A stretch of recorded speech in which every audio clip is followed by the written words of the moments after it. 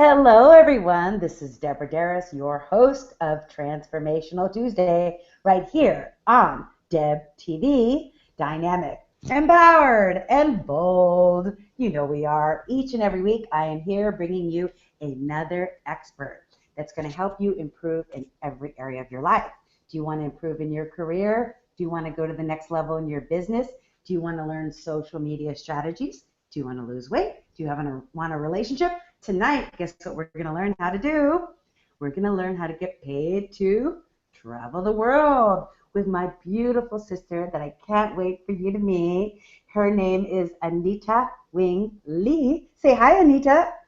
Hi, Deborah. Thanks so much for having me. Isn't she beautiful? She is scoping all the way live from scoping. Oh my God, I've been cheating on you with Periscope. Sorry, YouTube.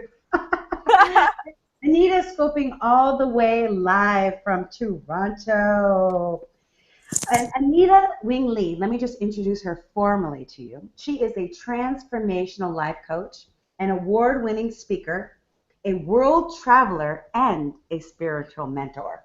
Since 2011, she has landed multiple gigs, not just regular gigs. I'm talking about epic travel gigs that have paid her to travel in 21 countries. You should go to her website for sure, anitawinglee.com. You'll see them.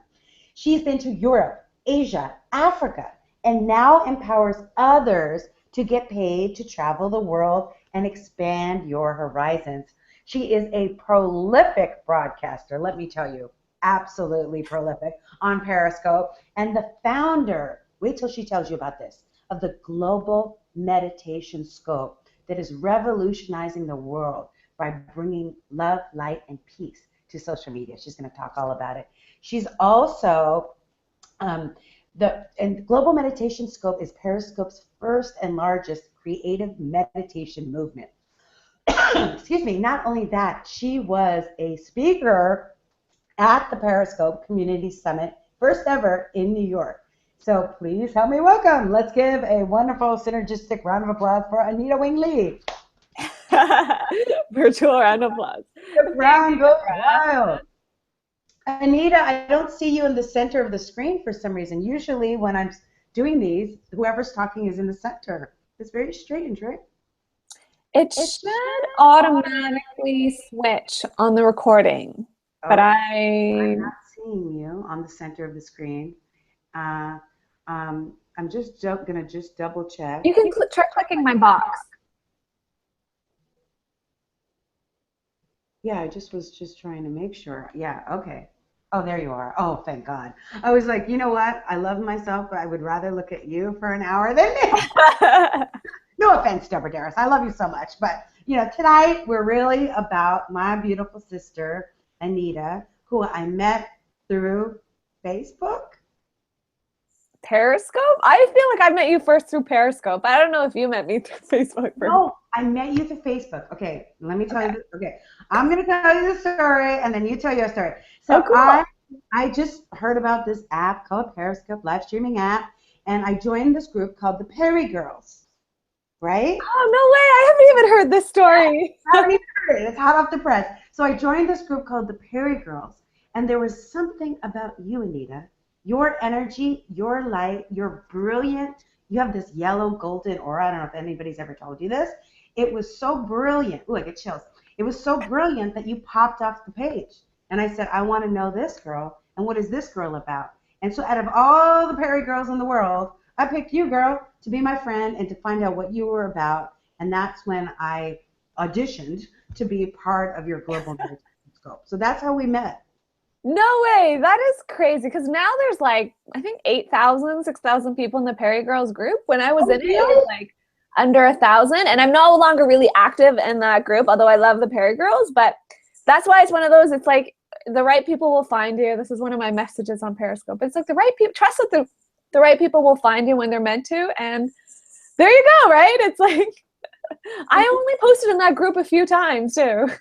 You see, it's the serendipity or synchronicity of the universe. This is why I love to scope at 1111, because you and I both believe and trust and live in divine order. that we're always in the right place at the right time with the right people. But I want people to hear about your story. Who are you and how did you become this prolific coach and world traveler? And really, I see you as a global leader and a humanitarian. I mean, this is just the beginning of, just what you've done so far in your young and creative and ambitious and amazing life. And I know it's just going to grow and expand. And I'm just so proud of you, and I'm so proud to know you, and I'm so honored to be in your group, in your tribe, because I really admire you. I think you're a beautiful soul. I really do.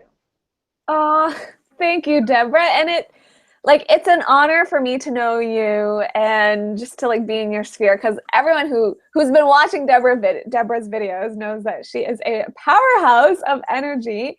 And I'm excited for all the stuff that we're going to create together too, because this is just the beginning. Exactly. So tell me your story. Yeah, so I'll tell you. So there's a couple of different points I can start, but I think the most relevant one is when I was in first year university, I studied media. And at the time, after my first year, I got a good internship. What was a good internship, or so I thought. I got a job with a marketing agency. And for someone at that age, and it was like it was a proper internship. I was the only freshman intern out of 9 other interns. They were all like third or fourth year students. I was like proud of myself at the time. But that part of that internship, I was a promotional representative. And I had 2-week stint where I was in a hardware store. I was representing different brands, but this particular one, I was in a hardware store promoting vacuum cleaners. So I had this little piece of carpet where I was throwing dirt on the carpet and then vacuuming it back up. Throwing dirt and vacuuming it back up. Throwing dirt and vacuuming it back up. And I did that for 8 hours a day for 2 weeks. Oh and my God. While I'm a big believer in, make the most of the experiences that you have, and they're all good learning experiences, that was one that taught me that, like, okay, something is up here, because if I have been doing life the way I'm supposed to, I was a good student, really involved in clubs and sports, did well in school, and this is the best that life could offer me. Like, this is supposed to be the very best internship for someone my age, and it was paid, and it was with a good company. But I was like I was in a hardware store vacuuming up dirt. I was like, okay, I got to try something different, because this isn't it. There's got to be more to life than this. Dirt and vacuuming, very exciting and very creative knowing you. Yeah, it was just like, I could see the trajectory. I was like, if this is supposed to be the best, like, I don't want to end up in an office, in an air-conditioned office all summer, like I saw the full-time employees doing. And I was, like 18 at the time. So I was like, okay, now is my chance to explore and see more of the world. So the following summer, I ended up going to Italy to teach English. What? And that was my first. To Italy to teach. Yeah. That was my first experience traveling on my own. And the thing that really opened my eyes was that I met any other 20-somethings who had completely ditched the corporate path. Like, they didn't even care. Some of them are still to this day traveling the world teaching English, and all they wanted to do, they were like, I just want to enjoy life. I want to see and explore the world, and I found this way to do it, so I'm going to keep doing it. And they just didn't care about the whole job, house, permanent stability thing that everyone at home seemed to be worried about. And so that was like, a light bulb turned on. I was like, okay, now I've met people who are doing life differently. There's like, I began to see more that I knew was out there. And so I ended up having to go back to university, though, and I switched to a business school program. And that was an interesting experience, because that was when I was like, okay, I really don't want to work in an office. Like, I am not made to be wearing suits, not comfortable in it. But through that experience, being in business school and being such a fish out of water, and like, it was only a 2-year program, and I was like, whatever, I'll just like finish it anyway. But that was the place where I learned how to network, where I really learned how to put myself out there, talk to people and be like, this is what I want to do. This is who I am. Let's connect. How can I help you out? And it was because I was such a fish out of water that I had to create my own opportunities in that environment, because I didn't want to work for banks. At the time, I wanted to work in film. And obviously there are no film companies coming to a business school to recruit students. So I was like, okay, I'm going to go out there and network. And once I started talking to people about the things that I was excited about, the things that I loved, and at the time it was related to social and entrepreneurship and just using business as a force for social good. That was how, as a result of that, I built connections, and I ended up getting 2 entire summers funded. I got to go to East Africa twice, and I went to Eastern Europe. I coached entrepreneurs even before I was an entrepreneur myself. I helped build up a social enterprise in Rwanda. And by the time I finished university, I just had all of these incredible experiences. I'd been to 21 countries, all of it paid for or all expenses covered through different gigs that I landed by networking and just talking to people about the stuff that I like doing. And then at this point, I was like, okay, is this when I get a normal job? Because I just had done all this cool stuff, but everyone was still going to get a quote unquote normal job. And this was when I discovered the power of the internet and just putting yourself out there. And I just, began to tiptoe and to do it and to put myself out there. And then, and bit by bit, I was like, okay, like I can make this work. I can build up an online business. I can reach people all around the world. I can actually use the internet to inspire and do all the things that I wanted to do before, but using this medium that allows me to reach anyone, anywhere. And then, so that brings us to a couple months ago, I discovered Periscope, and I think I know, I was like, we won't go there yet, but that's how I got to where I am at now. And so I know that one of the turning points was when I went to Italy and I just began to travel, and I was like, there's more out there, there's more out there. And so that's why now, although I don't advocate traveling to escape life, I'm still like really passionate about helping other people get paid to travel, or just like showing them that it can be done, because it will literally change the trajectory of their lives, because it will change them from the inside out. Yeah, it expands your perception. So you said, I'm going to go into a little bit of professor mode. I don't know if you know me, but go for it. Years. So there's always teaching and learning points that we have to cover, right? And so one of the things that you said that I think is really important was I decided that I wasn't going to go into the corporate world and that old way of being. And I really believe that there's a lot of people, especially the millennials, the largest growing population, 18 to 33-year-olds, that like me, like I couldn't be a cubicle girl. Like you couldn't have me be in an office unless I was like completely outside like 90% of the time, right? It would go crazy. And so you made a conscious decision that even though it was maybe the norm, wasn't your norm. And I think that's a very empowering statement that people need to highlight and underline, because those are the principles that you and I both know and believe, is that you create your destiny. And it doesn't matter if everyone did it a different way. As a leader, and you're like you said, a global social good leader, servant leader, you decide. So rather than going with what has done in the past, Reverend Michael, my mentor, says mediocrity will always challenge excellence. So here you are on a path of excellence, and if you were to follow the norm would stay small. But you went big. And that's something that's really to be admired, right? And the other thing that you said that I want you to elaborate on a little bit, because I think a lot of people need this, especially your generation, is networking, and not social media networking. We're going to get to that in Periscope and all these other platforms that we're on. But I want you to talk about what you said. You said, how can I help you? Back in the day, the book, but Zig Ziglar said, if you help enough people to get what they want, you can get what you want. But it's about serving first and being that leader. Can you talk more about your networking perspective and how you built an online business, where you get paid to travel the world? Yes. So the first thing that I actually ended up selling on my online business, I just thought, okay, what can I teach that will actually empower people based on what I know? And the first thing was networking. So as a total side note, if people want to learn more about this, I have an entire program about how to network to land your dream gigs. And for me, it's about networking powerfully and authentically. Not in a way where you feel sleazy and it's just like going up to people, handing your business cards and small talking, because that's not what I'm about at all, for sure. But I'll share my networking philosophy. Networking is easy because it's just going out into the world to find your kindred spirits. I'll tell you, when I first started out, I didn't think that way. And when I first started out, it was really like the people that it was people that I looked up to because I was a student at that time. But now I'm a bit older, and I imagine everyone who's watching this too is a bit older, and you can choose to see the people that you network with as peers rather than seeing people as higher up. I say see everyone as your peers, and you're just going out into the world to find your kindred spirits.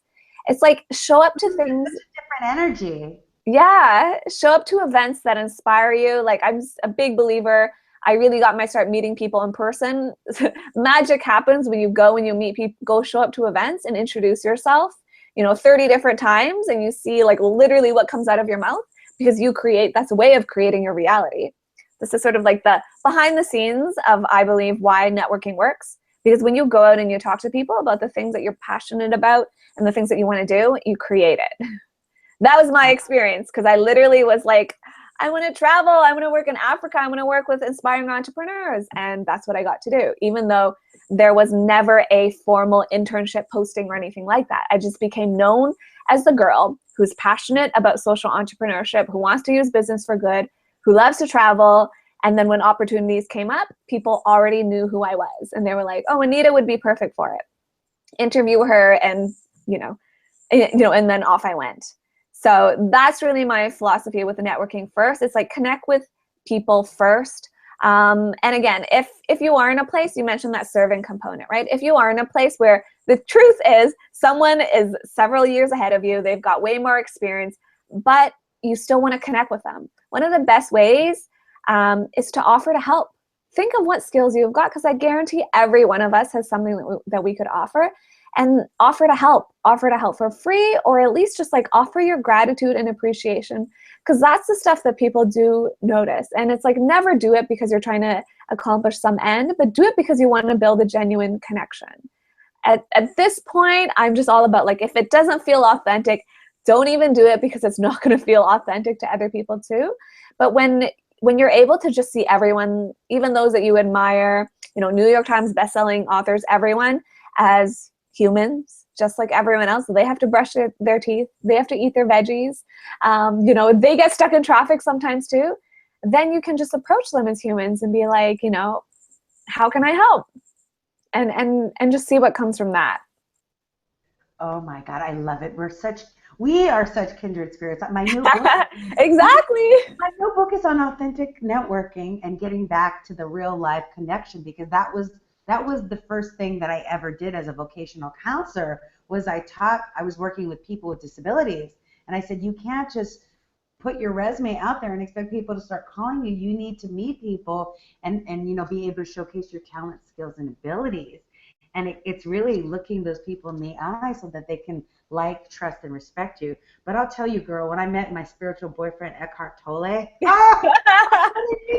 I couldn't even speak. I was like, oh my God, power of now. I love you so much. I couldn't even say, can I help you?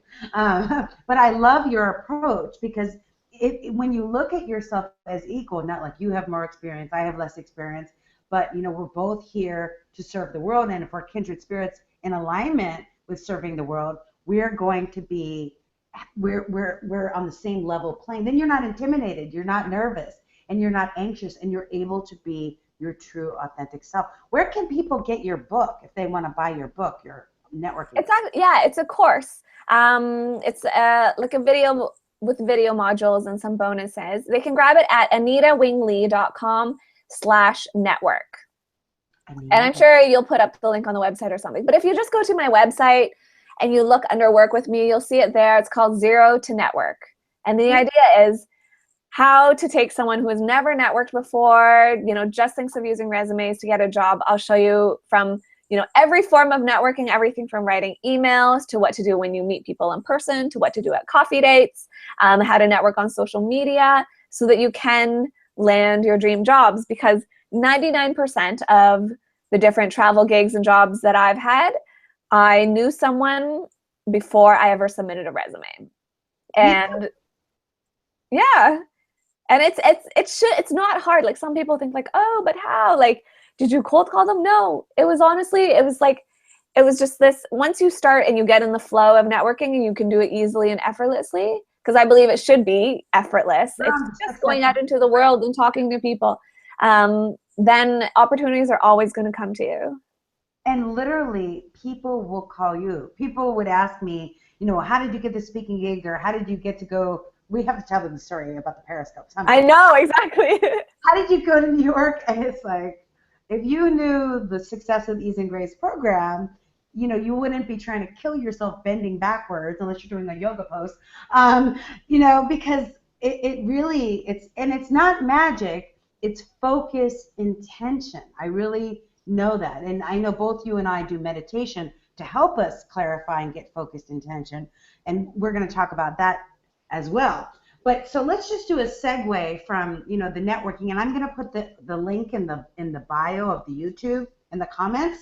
So it's anitawinglee.com/network. Yes? Yeah. Okay, great. Somebody write it in the scope. No, I'm sorry. We're not. I know, right? It doesn't work. What am I going to The program do? is called Zero to Network, and you'll find it. Yeah, you'll find it on my site as well.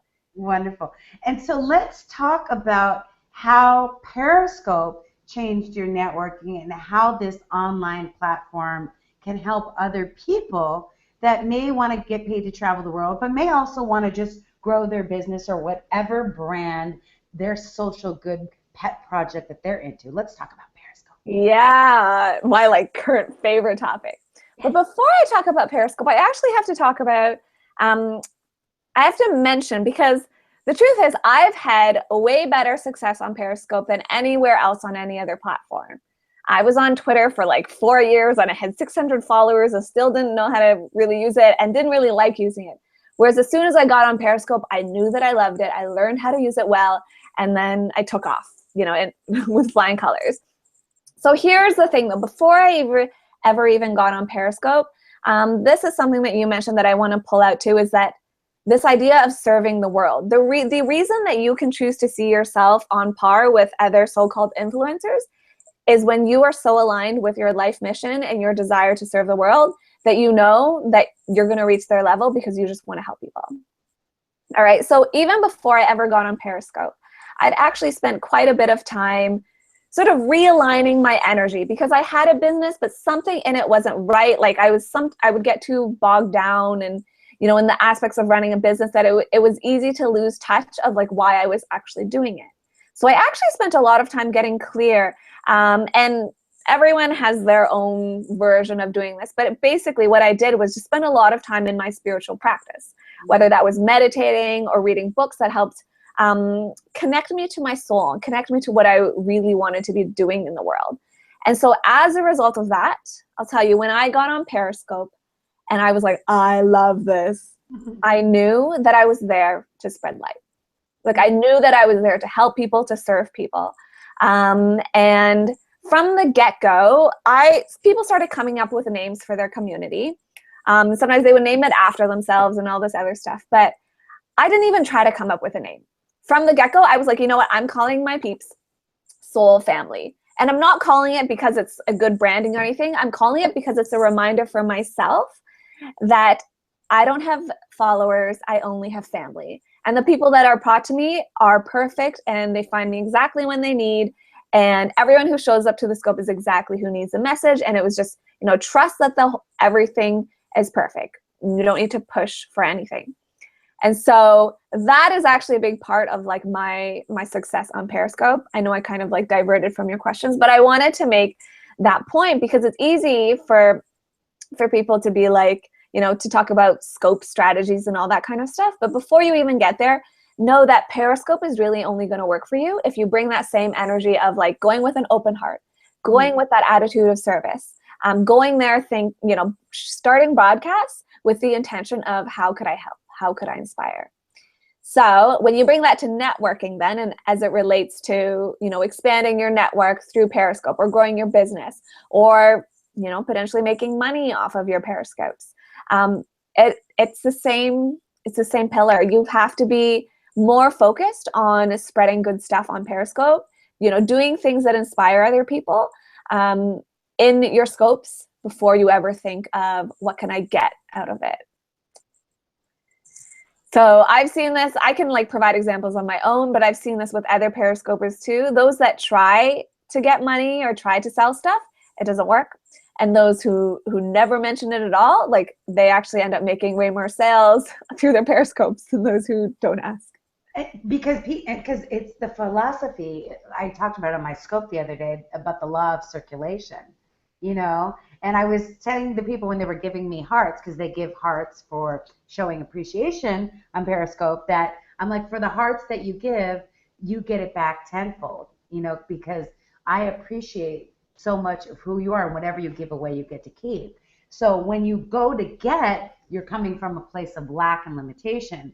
But when you truly are, and I think this is a key thing that my wise sister Anita said, is you need to be anchored and centered and grounded with what is your passion, what do you have the desire to get out there into the world, and then you will naturally be excited about that. Like I can't, you know, get on a scope or do a workshop without being super excited, because everything that I talk about is such my passion. And if it's not your passion, you just want to sell something, you know, that comes across. Somebody at the Periscope Summit, was it Brian, that said, if you suck in person, you'll suck on Periscope. So tell us what Periscope is, and just pretend like nobody knows what Periscope Oh, okay, yes. is. Because there's So a if lot you of don't know what people. Periscope is, it's a live video streaming app for mobile devices. It's like FaceTiming or Skype calling to the world. So the cool thing about it that's different from any other platform is like real lifetime interaction with your audience. So people can type into the chat, people can tap the screen for hearts, and you'll see a stream of hearts like floating up above your screen. And the really cool thing is people can tune in from all around the world. They can find you on the global map. If you show your location, you'll show up on the map all around the world to all Periscope viewers. And people can join in from anywhere and just tune in. And it's amazing. Like, it's honestly unlike anything else. And the crazy thing, so the replays also only last for 24 hours. And that's what also gives them an aspect of like, you want to catch your favorite Periscopers now, or you know, you want to catch the replays that day, or else they're gone. So there's just like there's a really amazing component to it where, you know, even for me, I share things on my Periscope that I don't share elsewhere on social media or on my blog or my websites, because I know it's going to disappear for 24 hours. But I can also trust that those who see that message before it disappears, they're the ones who need to hear it. And so it's way more dynamic, and it allows me to create things way more on the fly. The other thing is just raw. You know, people don't expect perfection. It's okay if you forget your words. It's okay if your battery's dying, you know, when you have to end the broadcast. That's part of it. Whereas unlike YouTube videos, people typically expect it to be polished. Like the best YouTube videos are the ones that are polished.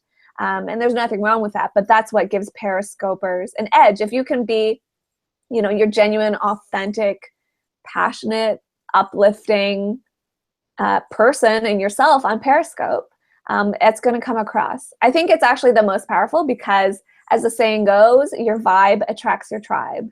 So it's almost like, you know, there's another saying, your presence is your power. So you really don't have to do anything so much on Periscope as be yourself, be your best self, and naturally you're going to end up attracting the people who need to hear your messages. Hold on, my friend. That was a tweetable. What Anita just said? She said, your vibe attracts your tribe. So don't fake the funk. Vibe high, my friends. Oh, I like that one. Don't fake the funk. and then she also said, is your power is your presence is your power. Your presence is your power. Yeah. So, and I think that's really something that you have a great opportunity to teach, especially the millennials that are coming into roles of authority and in business, because I think one of the reasons why I was so excited to participate in the Global Meditation Scope, which hopefully we're going to segue to now, is that I think with social media, it's a blessing and a curse. So in one end, you know, I've connected with family members from around the world in Canada and all over the world that I may not have seen before, in Chicago and Atlanta, that I didn't even know I had cousins. And on the other, and I could see my Colombian cousins in Canada and the nephews, so cute. But on the other hand, maybe some friends, we don't see each other for years, and we have the illusion that we're seeing each other because we're liking or commenting, but it's not real. It's not authentic. A comment is not a hug. A like is not it's not like I'm here for you. So we're connected more than ever before through social media, but we're also disconnected by walking down the street, texting, and always on our phones. So how does what you did and are doing with the Global Meditation Scope movement help to bridge that disconnect? Can you talk more about that and what Global Meditation Scope is intention is and where you're going with it? Yeah. Okay. So for those who don't know, Global Meditation Scope, it was actually an idea that was born in a Periscope, a late night Periscope. I bought the domain for globalmeditationscope.com on that scope. I stayed up for 3 hours, began to download the website. And then I was like, guys, I guess this is happening. And then 9 days later is when we did it. On August 8th. Wow. Yeah. Oh, wow. Yeah. So not the first one was in August. We're doing it again in December 12th and 13th. So if you want to participate, we are looking for people who want to serve. You can check out globalmeditationscope.com for more details. But basically, the intention behind it was threefold. And looking back now, like I thought if we could get 20 people to do meditations on that day, would be amazing. We had over 100, about 120, which I thought would be hard to get. But what I saw when I created that was it was literally like I planted the seed and the universe created this vortex around it, right? So here's the thing and the power behind it, though. The intention behind it was threefold. The first one was I wanted to use Periscope to create a space for people to connect back with themselves. I mean, there's a lot of ways you can define this: connect back with your hearts, find your truth, get, recentered, connect to the infinite source, whatever it is for you. But ultimately, it was the idea of like creating that space on Periscope. Instead of using Periscope to like worry about trolls, or to talk about recipes, not that there's anything, or talk about business, not that there's anything wrong with that. But what if we created just this bubble of bliss on Periscope? That was the first intention, just to create a space for people to connect back with their hearts. The second one, this was more of a personal calling that I felt I had, and it was to empower leaders. I wanted to actually encourage people who were brand new to Periscope to scope. And this was this is part of I just felt like this isn't just about me, and this isn't just about all of the established broadcasters being like, oh, look at us leading meditations. It should be everyone. And then the third thing was to just use Periscope as a tool for good.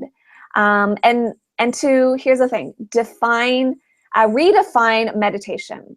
So this is something that I didn't expect, but it was beautiful because I ended up approaching some people who were Christians, and they didn't normally meditate the way, they didn't sit cross-legged and chant Om, which is totally understandable. But I was like, I would love for you guys to be part of this because you guys are inspiring and you have a great community. And they said, sure, but would it be okay if I did something more like praise and worship? And that was like another light bulb moment. I was like, yes, I love that. And so it's the idea of and then we ended up having art scopes and a music scope. And so the next Global Meditation Scope that we're doing, I want it's the same intentions. It's about connecting people back with their hearts and really expanding the definition of meditation and just empowering leaders. Because what ended up happening, which was incredible, and Deborah, maybe this happened to you as well, but it was people who had never scoped before, never really thought of themselves as, leading meditations or particularly inspiring, chose to be a part of it. Because, I literally would encourage people. I was like, no, guys, we need you to spread your light. And they could see that they made an impact on people just by scoping. And that in itself, that little bit, that is how we create those ripple effects of change and of love and light in the world. It's like individuals seeing that, wait, my actions on social media can actually make a difference. And so I know your original question was about that sort of disconnect between in person and social media, right? I mean, everyone can have their own take, but I'll share mine because, to be honest, right now, a lot of my best friends, people who really get me, understand me, and we're on this journey together, are people that I've met online. And most of those I haven't met in person yet, other than the ones that I met at Periscope Summit. But many of these people, like you, are my soul sisters. It's as if we've been friends forever, and we're clearly on the same path, and I love them to bits. And to be honest, I personally don't necessarily place more value on the relationships that are in person, that, you know, maybe we get to connect more in person than the ones that are online. Because I have girlfriends that I've met on the entrepreneurial path who I Skype, you know, sometimes like every couple of months or sometimes every couple of weeks if it happens to work out. And they probably know more about my journey than some of my friends in person, because sometimes my friends in person, it's more like we hang out because of proximity. So, I mean, I am totally going to say, like, everyone is allowed to create their own version of like their boundaries and what they want with their friendships. Because I know, Deborah, you have your take as well, which is awesome. But for me personally, like, some of the connections I've made on Periscope are like soul friends. You know, it's literally like FaceTiming. It's like sometimes when I hang out with the people that I'm really connected with on Periscope, it's like we're literally hanging out. It's like as if we were FaceTiming. And I think it's okay to just recognize that, like, you can have deep connections with people that maybe you haven't necessarily met in person yet. Like, I would love to meet all of these people in person or at the next Periscope Summit. But I don't necessarily like devalue those relationships either, because like if I see that people are putting good stuff out into the world, like, you know, they're like my colleagues, they're like my cosmic partners in crime in this lifetime as we do good work in the world. And I think what you're making is a really good point, because, you know, and I think it's really a generational thing. You know, I've been doing a lot of studying on millennials and on, you know, the different ways of thinking and different being. And for the generation that's your generation, connection doesn't necessarily need to be in person. That you feel connected even if you're online, or even if, so it's just a different way you were raised, right? Pretty soon babies are going to be raised with a little iPad in their crib, and they're going to press an app that says milk. Exactly. They're not even going to cry. They're just going to like press it. But, you know, so it's different definitions of connection. And you're right. Like when I met you, when I met Nadia and Grace and everybody on our panel, you know, it was just like we were reunited and we had literally never met before. You have to tell the story of the Global Meditation Scope live at the Periscope Community Summit, because I think people really need to hear these tangible demonstrations that what you and I are talking about and the path that you and I are on isn't special to us, that it's anybody listening can replicate it, can duplicate it, that there's strategies and steps that you can take, but you just have to, like, we live in a trusting universe. Yeah. Fine order. You have to let go of knowing how everything is going to happen, but trusting that what is going to happen is meant to be. So I'd love for you to tell the story of how you put the Global Meditation Scope on the road. Yeah. Okay. So how we ended up getting to Periscope Summit. So from the get-go, I was like, I just knew that global meditation, like, for example, I don't know where I got these ideas from the universe, I guess. But I was like, I knew that Global Meditation Scope was going to be something that we would do again. And I knew that we would eventually have like in-person retreats or meetups or something like that. Like the retreats I know are still coming because we've had our first meetup at Periscope Summit. But I'm also a big believer, like the whole thing was created in 9 days. And then a week later, I manifested another way to get paid to travel. And I went on a cruise ship, and I was working on a cruise ship for 5 weeks and scoping that. That's how long you were there? Oh my God, I couldn't. Yeah, it was 5 weeks, and then right after it ended, I went to Periscope Summit. But the whole time I was on the cruise ship, it was like Periscope Summit was getting closer, and I was like, I think I posted on a Facebook, like Deborah can tell her side, but I think I posted in a Facebook group, and I was like, guys, like we should be at Periscope Summit because it's the first Periscope Community Summit, and it would be the first kind of gathering of a lot of some more of like the influencers and the prolific Periscopers who had been there since the beginning. So it'd be a great place to just connect and establish our presence as a movement on Periscope. However, I was on the cruise ship, and at times it was a struggle to find Wi-Fi. It was really expensive on the cruise ship. You know, I was in Alaska, and I was like, I want to go exploring. I don't want to be sitting at McDonald's for the Wi-Fi. So I think I posted, I don't actually remember what I did. I might have posted in the Facebook group saying something about like, let's get to Periscope Summit. I either did that or I did a scope where I mentioned it. No, you posted it on Facebook. Oh, okay, so I posted in the group.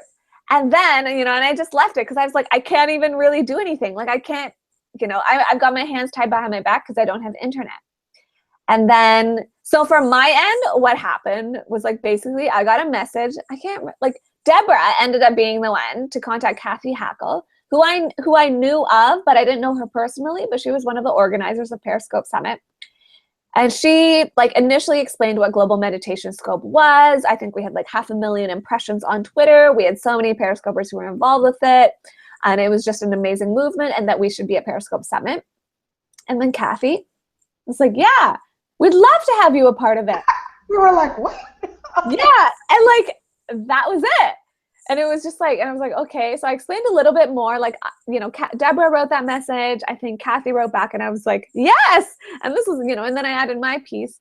And then it was just a matter of time for the pieces to kind of slot in place. We got, you know, the summit ended up booking like a yoga studio for us, and we figured out what we were going to do for that event, and then just like sending it out to the community to invite people to come.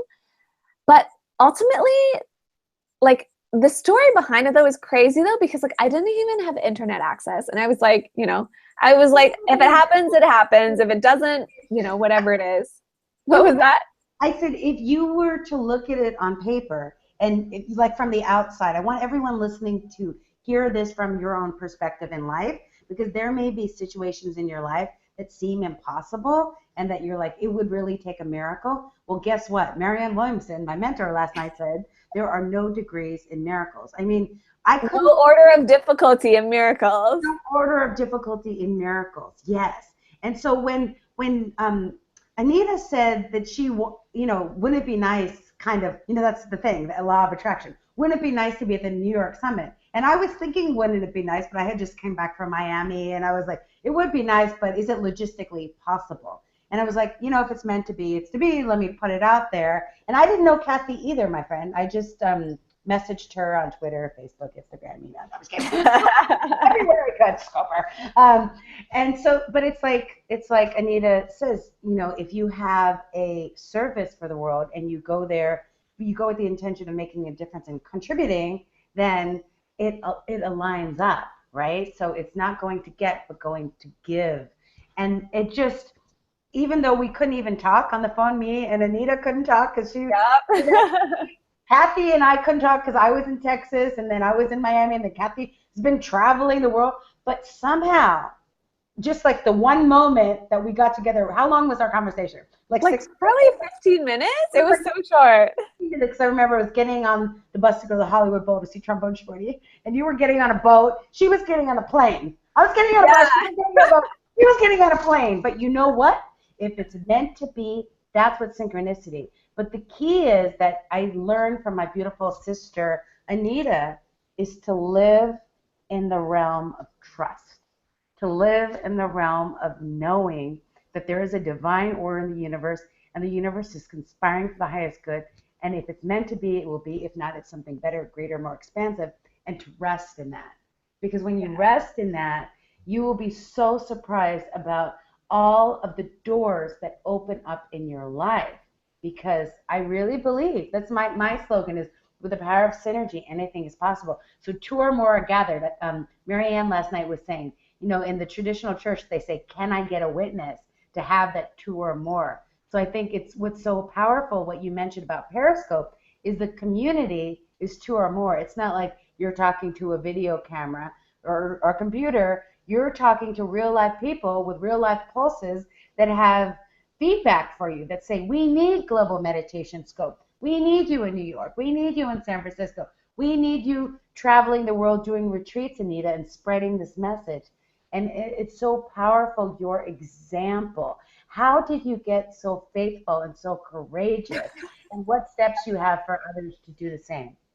So when you were talking, I was like, I have to say this, because like Global Meditation Scope is my teacher.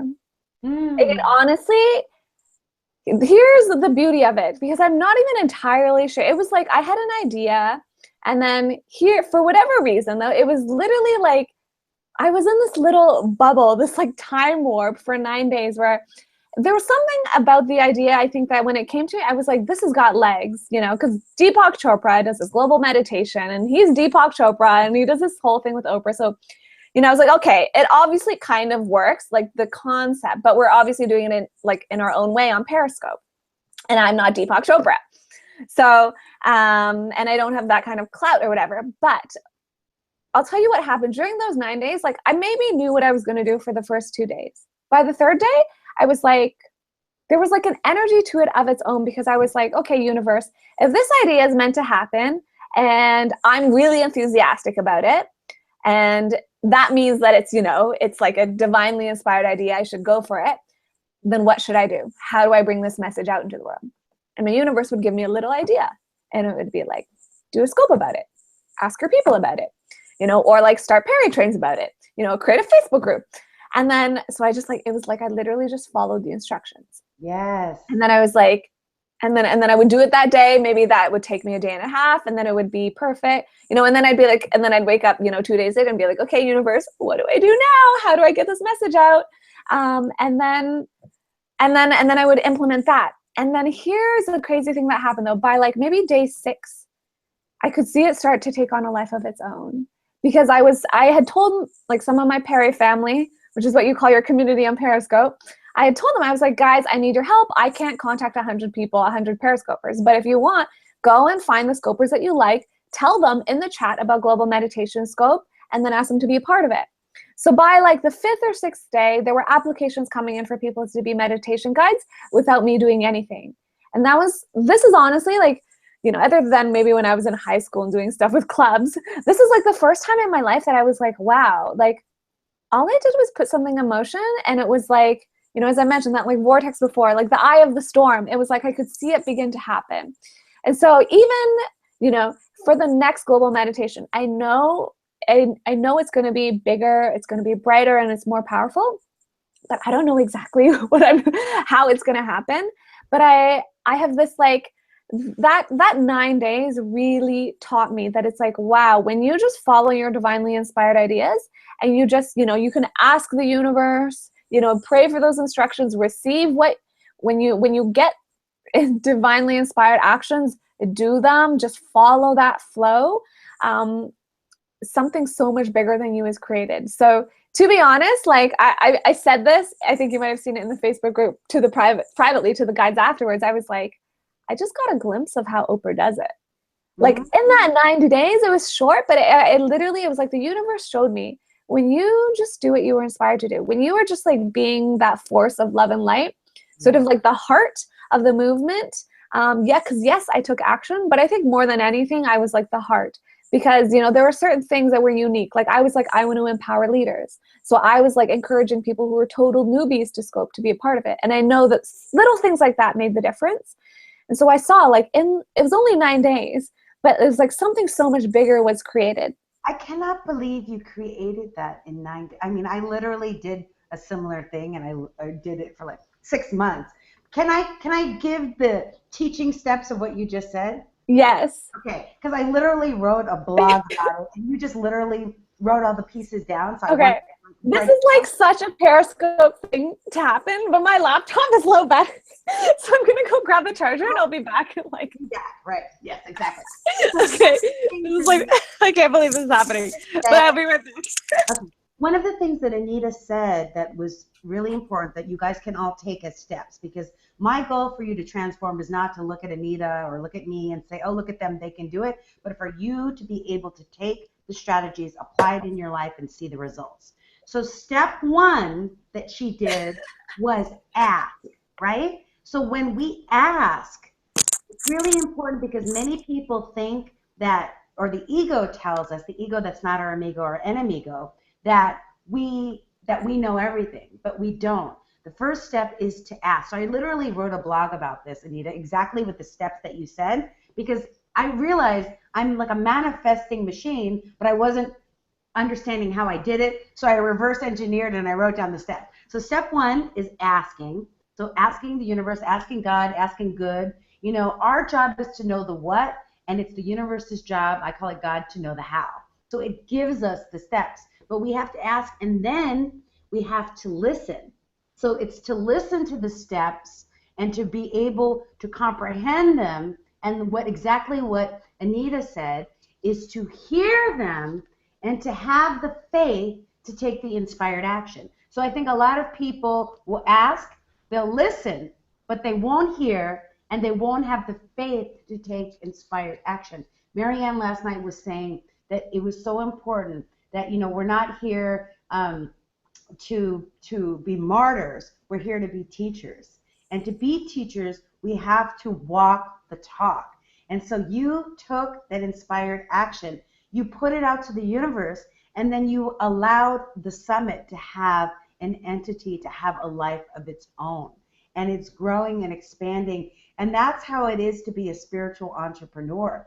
You follow your bliss, you follow your passion, you put your heart and soul into it, but and this is really important because the key word in your topic today was how to get paid.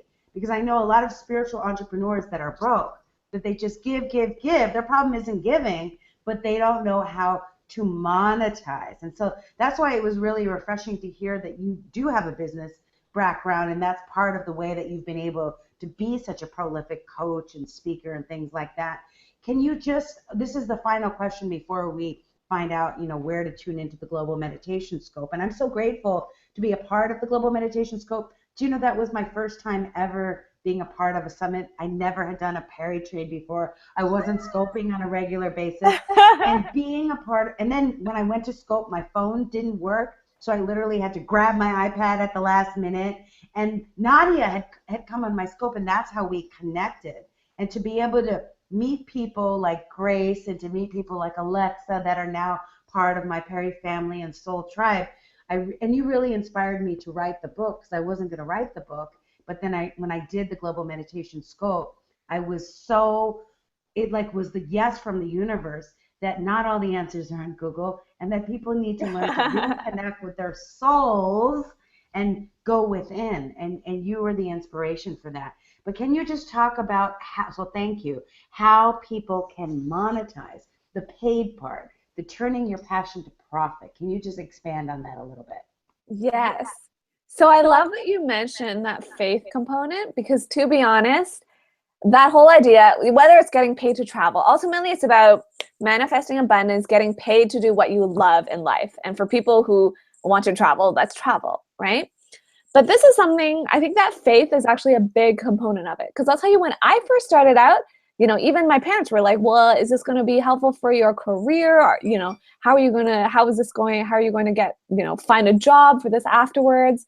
And back then I had no idea about online business or anything like that, right? All I knew was like, yeah, but I don't want to sit in an office for another summer. I want to go explore the world. And then throughout the months leading up to before I would get to travel, I would just be networking. I would be talking about the things I wanted to do. I would just be like putting myself out there. And I'll give you an example. There was one summer, just like 6 weeks before we were going to be out for summer. An opportunity opened up with the teaching project that I was part of. So I was going to go to Russia, but then everyone else was going to come back to Canada to do a normal job. But I had held out. I was like, I'm not getting a normal job. I know something is going to pull through. So about 6 weeks before, and by this time, like everyone has their jobs except for me. So I've still got 3 months of my summer empty. An opening comes up with a teaching project. They're like, oh, we just got a new partner in Africa. It's our first one. We want an undergrad to go. We've got 3 MBA students who are going. We want an undergrad. They ask all the undergrads who are part of the project if they're free. Everyone's like, nope, I've got a job. And guess who was the only person who didn't have a normal job yet who could go? You. So I ended up getting to go to Tanzania. My flight was covered. And then because I was going to Tanzania, I got a contract to do research with a professor and got paid $6,500. And I got to stay in East Africa for the rest of my summer. Come on, Anita. So that, I share that story because it's just a quick, easy example to be instead of talking in generalities, it honestly, it will happen. And it's the same thing. It's with Global Meditation Scope, from the get-go, I was like, I know I want this to grow. But I'm not going to build it to make money first. Let's just let it take on a life of its own and see what happens. So from the get-go, I had a thing about sponsors. If you want to sponsor us, or if you want to donate, and we're going to keep those for the next one. And I know that there are sponsors out there who would love to be a part of this. And it's but I'm not. Crowdfunding campaign, right? You set up a crowdfunding campaign for it, right? No, but that's something maybe we can do. But it's I'm open to seeing what's the best way and what's in the flow.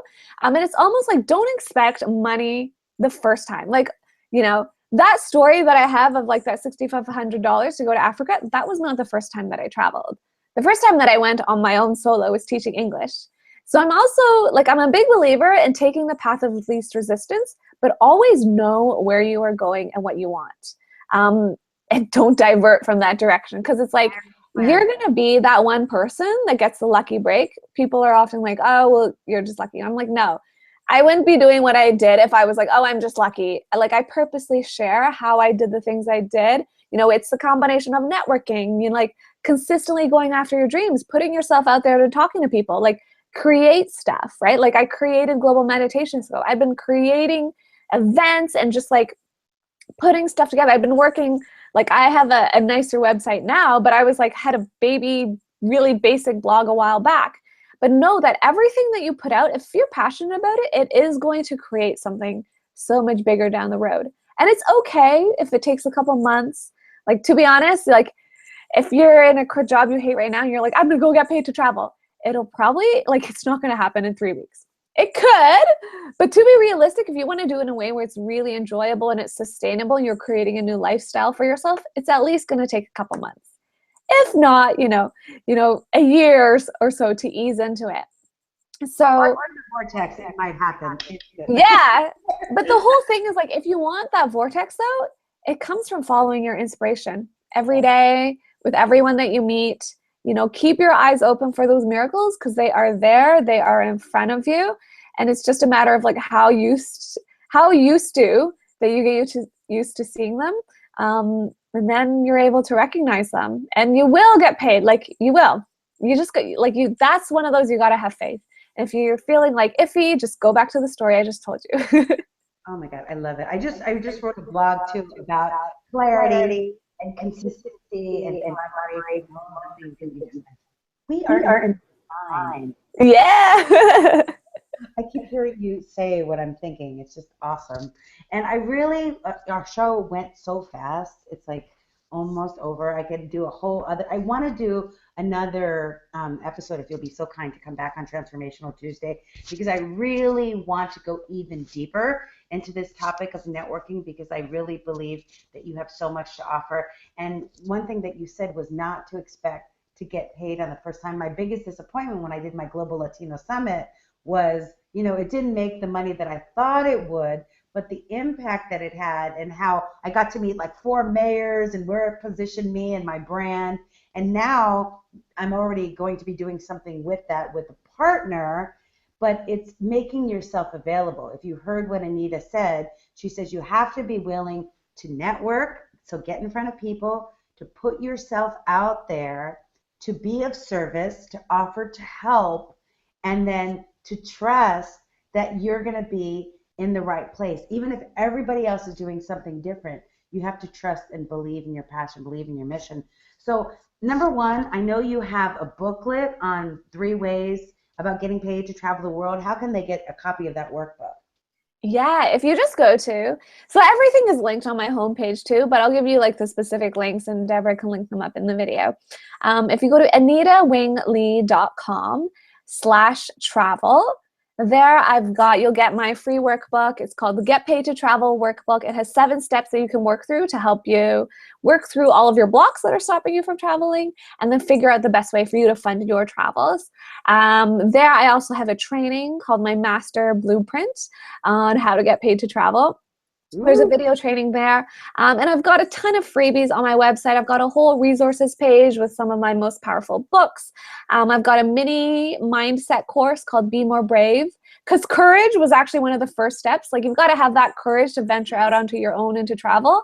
And so once you can do that, you know, starting a business, starting a Global Meditation Summit, it doesn't seem that hard. Because you've built up that courage within yourself. That's on my website as well. And what else do I have? And I also have a free video series all about how to network to land your dream gig. So all of that is at anitawingley.com. And obviously, we are looking for Periscopers or people who just want to serve through Periscope for globalmeditationscope.com. Go check that out, and feel free to contact me if you want to be a part of it. Anita, I want to be a part of it. You're already a part of it, girl. December 12th. I cannot wait. So save the date, December 12th, right? It's actually going to be 2 days this time, December 12th and 13th. Because last time everyone, it was amazing, but then you're like, I didn't realize this. This is what I learned. It was like, you can only do so many meditations in a day. Before you're a little bit like, whoa. So this is why this time we're going to spread it out over 2 days. And this also gives more people a chance to discover us and discover the movement and just get involved. So it's going to be the weekend, December 12th and 13th of 2015. But we will be doing this about 3 times a year or so, because Periscope, we know, is just getting started. And, you know, as you mentioned in the intro, we are the first, and we're definitely going to be the largest and most powerful force of light movement and collaborative Periscopers for inspiration. Amen, sister. Namaste. And so it is done. I want to thank my beautiful sister, my soul sister, in spreading love and light into the universe for coming on Transformational Tuesday. You have been such an inspirational guest. I know that people have so much from this. So thank you, Namaste, Satnam, for coming to the wonderful joining us. And I'm going to put all of her information, her website, her Periscope name, her Facebook into the comments on the YouTube channel. And if you have any questions for her, because I am going to encourage her to come back on the show, make sure you. Yeah, I would love to come back. Yeah. Don't even worry about it. I'm like, this is fun. It's super fun. And so I'm going to have her answer your questions. So make sure you comment. If you would share this with the universe, people, we need more love and light in the universe. So share it on your Facebook, share it on your Twitter, share it everywhere, Google Plus, whatever you use. Sharing is what? Caring, right? So share it out there, and looking forward to the next episode of Transformational Tuesday. Make sure that you subscribe to my channel so that you'll get notified every single time I bring a video. But we're here every single Tuesday to help you to transform your life, to improve in your career, in your health, in your business, and most important, within your soul. Because when we reconnect and align with the divine, we realize that we will always be on purpose, that we will never be in lack and limitation, because we absolutely live in a world of infinite abundance. And I know, and I absolutely know this for each and every one of you listening, that with the power of synergy, anything is possible. And so we're going to say goodbye to my beautiful Anita, who knew was in Italy before. Ciao, ciao, Bella. Bella, Bella, Bella Donna. Ciao, ciao. Thank you so much. Grazie. Thank you so much, Deborah. This has been super fun. Bye. Bye.